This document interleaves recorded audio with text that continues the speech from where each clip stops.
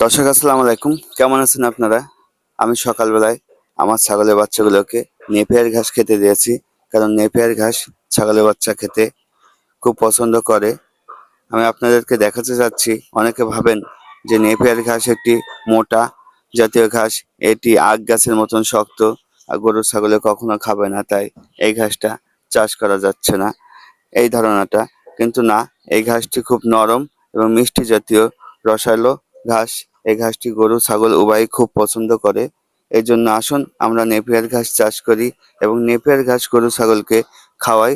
Napier ঘাসে আছে প্রচুর পরিমাণে পুষ্টি, প্রোটিন 12 থেকে 20%, যা অন্য কোনো ঘাসে এমন প্রোটিন দেখা যায় না।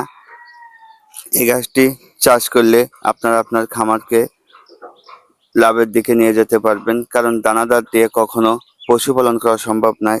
দানাদার খাওয়ালে দানাদারের যে খরচটি হয়, সে খরচটিতে আপনার লাভের অংশ আপনার পশুতেই খেয়ে চলে যাবে। এই জন্য আমরা খামার শুরু করার আগে ঘাসের ব্যবস্থা করব, অথবা বাসায় 1 থেকে 2টি গরু ছাগল পালন করার আগে আমরা ঘাসের ব্যবস্থা করব। ঘাসের কোনো বিকল্প নাই। আর এই দুটি ছাগল হচ্ছে আমার বিটল জাতের ছাগল। এই চক্রাবক্কাটা হচ্ছে খাসি, আর ওই সাইডে ব্ল্যাকটা হচ্ছে এটি একটি পাটি ছাগল।